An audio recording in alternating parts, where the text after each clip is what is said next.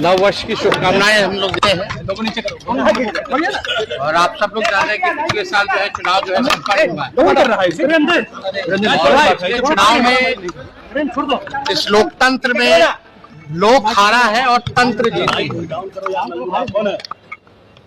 आप कह सकते हैं कि लोक की हार हुई है और तंत्र की चुनाव में जीत हुई।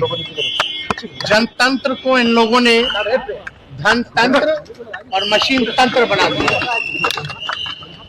हम लोग सब लोग जानते हैं कि क्या षड्यंत्र रचा गया, छल कपट से ये लोग चुनाव जीते। लेकिन नई सरकार कैसे बनी है ये पूरा देश और बिहार की जनता जानती है। लेकिन फिर भी हम लोग जो मौजूदा जो सरकार है, क्योंकि हम लोग सकारात्मक राजनीति करते हैं, तो 100 दिन तक इस सरकार के निर्णय और नीति पे हम कुछ नहीं बोलेंगे।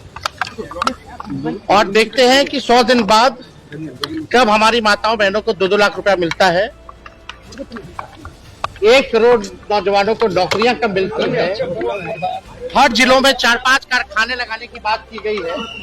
लगते हैं कि नहीं लगते हैं, 100 दिन तक हम कुछ नहीं बोलेंगे।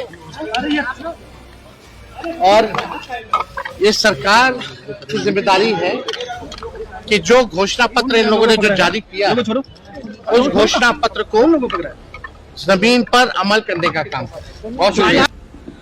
दोस्तों, तमाम लोग जानते हैं कि बिहार का विधानसभा चुनाव जब से खत्म हुआ उसके बाद तेजस्वी यादव का कोई बयान जो है वो मीडिया के सामने नहीं आया। लेकिन आज वो पहली बार चुनाव हारने के बाद मीडिया से मुखातिब हुए और उन्होंने साफ तौर पर ये बात कही कि कहीं न कहीं इस बार बिहार विधानसभा चुनाव में तंत्र ने चुनाव जीता और कहीं न कहीं जो लोग आवाम मतदाताओं ने वोट दिया उसका मान नहीं रखा गया। ये बात जो है तेजस्वी यादव, आप जानते हैं पूर्व उप मुख्यमंत्री और नेता प्रतिपक्ष तेजस्वी यादव ने साफ लहजे में ये फिर एक बार दोहराया कि बिहार में हुए चुनाव में तंत्र का खेल हुआ। 10,000 रुपया जो महिलाओं को दिया गया, इसके अलावा और भी जगहों पर और भी कई इस तरह के मामला सामने आए जो संदेहास्पद थे। और इस वजह से साफ तौर पर तेजस्वी यादव ने ये कह दिया है कि भैया ये जो चुनाव था उसका जो रिजल्ट देखने को मिला वो नहीं था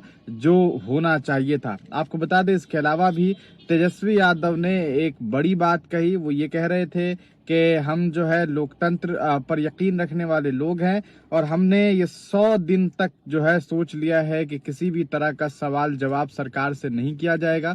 सरकार को जो भी जवाब देना होगा वो जो भी काम करना है वो करे। 100 दिनों के बाद हम सरकार से हिसाब मांगना शुरू कर देंगे। तो साफ तौर पर ये बात कही जा सकती है कि तेजस्वी यादव पूरी तरीके से ये कह रहे हैं कि भैया इस बार जो है हमने 100 दिनों तक आपको छूट दे रखा हुआ है, आप क्या करते हैं क्या नहीं करते हैं उसके बाद आपका हिसाब बारिश शुरू हो जाएगा। सवाल यह है कि क्या तेजस्वी यादव एक बेहतरीन विपक्ष के तौर पर साबित होंगे? क्या वो साबित हो रहे हैं? खास करके बिहार का उनको छोड़ करके चला जाना, उनका चुनाव के ठीक बाद सदन की कार्रवाई के बीच जो है बिहार को छोड़ करके जाना छुट्टी मनाने के लिए, ये इस पर भी बहुत सारे सवालात उठे। हालांकि अब वो जो है वो साफ तौर पर ये कहा जा सकता है कि एक्टिव मोड में होने वाले हैं। उसके बाद क्या कुछ राजनीतिक जो है तस्वीरें देखने को मिलती है और किस तरीके से वो बिहार में चुनाव लड़ते हैं और आइंदा आने वाले दिनों में और बिहार में किस तरीके से अभी अगले 4, 4.5 साल 5 साल जो है वो काम करते हैं। आपका क्या ऐसा ख्याल है? तेजस्वी यादव को सुनने के बाद आप क्या सोचते हैं? कमेंट सेक्शन में अपनी राय जरूर लिखिएगा।